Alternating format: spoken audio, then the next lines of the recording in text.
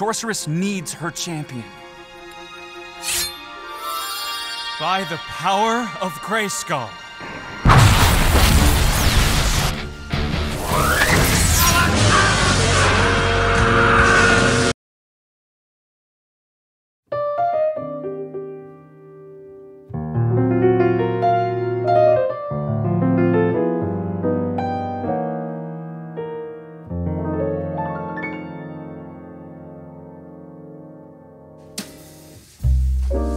I can admit I definitely wasn't much of a He-Man fan growing up. I mean, I watched the reboot that got made in the early 2000s, but didn't really retain any memories of it. Mainly because I haven't seen it since it aired, but that's neither here nor there. I was aware of the memes that went around for it and a few things in terms of lore and the basic gist of it all, as well as the old 80s series, but never really indulged in it.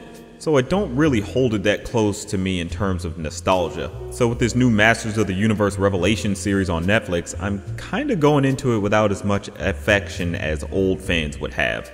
It does present itself as something meant for the fans, especially with how the trailers were, so going into it, I was hoping it would wrap in someone who doesn't have the biggest attachment for the original series. So let's look into this and see if that's the case.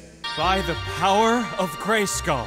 This iteration is different from most others. For one, it's choosing to be a continuation of the original series. Now, if you're aware, you know the original series was pretty campy and cheesy and just plain silly. Not to mention a bit of the gay undertones, but for real. This new series works more to expand upon the old series. It actually gives more to the characters and lore and adds depth and major twists to just about everything. Kevin Smith of Clerks fame helms this series, and honestly, he's a pretty great pick when you think about it. He grew up with He-Man and all those 80s cartoon icons and heavy nerd stuff. The direction of this show does indicate a want to build upon the foundation that was left, and we see that with how the story is laid out. I also hear that this iteration borrows certain elements from the comics, so that's also kind of a plus. It takes place after a final battle between He-Man, aka Adam, and Skeletor that fractured Eternia and sent them into oblivion. It's up to Teela, a former royal guard of Grayskull, to venture out and fix the problem of magic being gone by assembling a team of heroes and villains to reforge the Sword of Power since it was split into two different blades. I should preface that there's a big reason why this is called Masters of the Universe instead of He-Man and the Masters of the Universe. It's not really bad because you get good moments of him being in here, but that's sort of something to keep in mind. I know some might be mad that He-Man isn't in this as much. Personally, I think it works with the story they're trying to tell, since He-Man was basically the strong man that kind of made it so he didn't really need a team.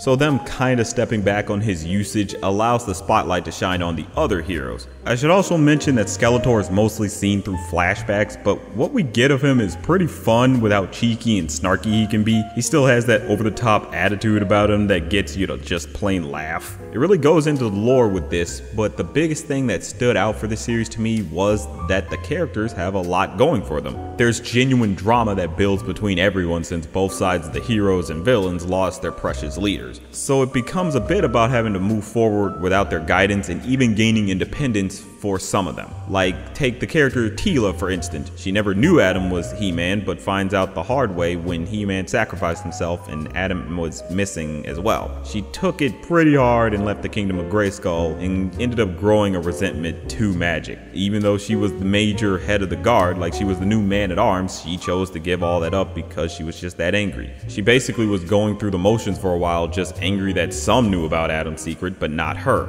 Adam's death actually has a significant effect on her that lasts for a while. Hell, it has an effect on just about everyone. Teela's father Duncan, aka Man-at-Arms, was disgraced and banished for knowing about Adam and not the king himself. It created a rift between Duncan and Teela, but they managed to make up for it. Hell, even Orko, who's mostly known for being the goofball wizard of the group that doesn't get anything right, gets some good moments here by being upset about his own shortcomings.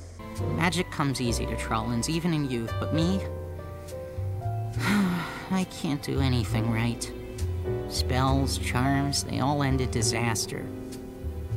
Anyway, Orko's stuck, and I think when my parents saw the failure I'd become, they were glad it did. Oracle would have only made people laugh at me more than they already did. No one's laughing now. He goes past just being the screw-up of the gang and having his own doubts. It actually adds significant depth to his character beyond being a comic relief. It doesn't even stop at the heroes, because the villains even get some depth. Evil Lynn, which is hilariously obvious, is more on the path to gain her independence since Skeletor is gone. My devotion to Skeletor blinded me to the obvious. That I could have been a master of the universe. I was born to rule. But instead of fulfilling my destiny, I spent a lifetime helping him fulfill his.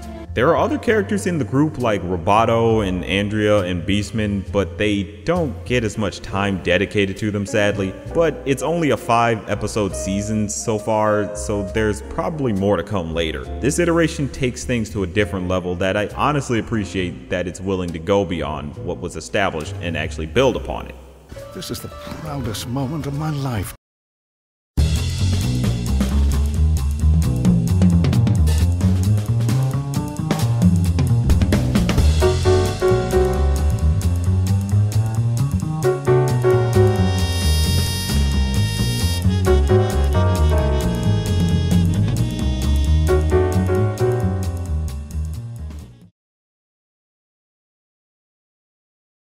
The animation does blow the original out of the water, especially since it's made by Powerhouse. You should already know their repertoire with Castlevania and the like. There's an amazing sense of design with the use of vibrant colors that sort of bring an evolution to the old series, especially since the old one was basically a glorified toy commercial. Hell, this one can even utilize stuff that was only meant to be a toy from the old series. But the animation can go beyond with great fight sequences. Excuse me, I'm sorry. Pardon me.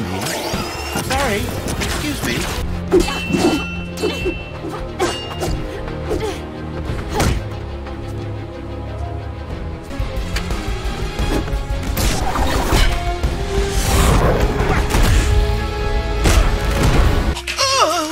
The use of harsh shadows adds a strong epic feel the show is going for. It honestly made me feel like a kid again, like I was just watching some good old-fashioned Saturday morning cartoons. It does capture that spirit, but evolves it to a more grand epic feel, like it matured with its audience a bit. Like I said, I didn't watch the old series like that, but I couldn't help but feel this building perfectly upon its foundation. It doesn't really alienate the uninitiated. You don't have to watch the 80s show just to keep up with things. You get just enough establishment on everything so you're not lost, and that's something I think works really well for this series. Hear, hear.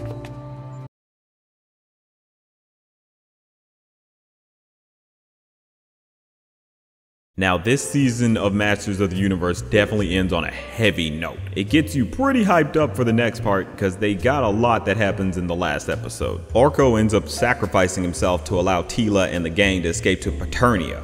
I will remember you. There, they find that Adam is there since Paternia is basically heaven for Eternia. Adam gives them the other half of the Sword of Power, which they can now reform. The downside here is that it's a dangerous process that can kill the person doing it. Roboto sacrifices himself in order to reforge the sword. I will remember you. The gang returns to Grayskull with Adam, who now can't return to Paternia if he dies, and sets in motion their plan to have Adam turn into He-Man to return magic back to Eternia. But as they're doing that, Skeletor comes back from out of Evil Lynn's scepter and stabs Adam in the back, disrupting the whole process. Skeletor ends up revealing that he was hiding his soul away, just waiting for the right time to strike in order to take the power of Grayskull. He does just that and basically becomes Super Skeletor. Well, we're boned. This whole episode ends with that as the cliffhanger. So much ends up happening here, with Adam possibly being dead, or at the very least mortally injured, and Skeletor practically taking over. The season was only 5 episodes, but it gets a lot off while not being too lost on its pacing. Characters get good time to them with the exception of Beastman and new addition Andrea. I can definitely say I'm all on board for more to come from these characters and what's to happen next in the story.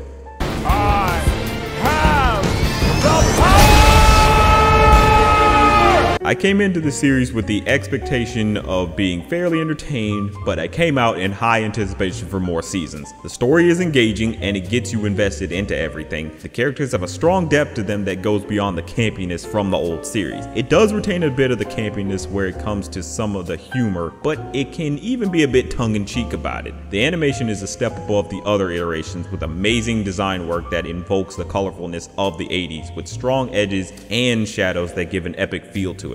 I think this works great for those that love the original He-Man but wanted an epic version of the 80s show, and for those that haven't engaged with the material much, if not at all. It's definitely something worth a watch. But that's just a thought.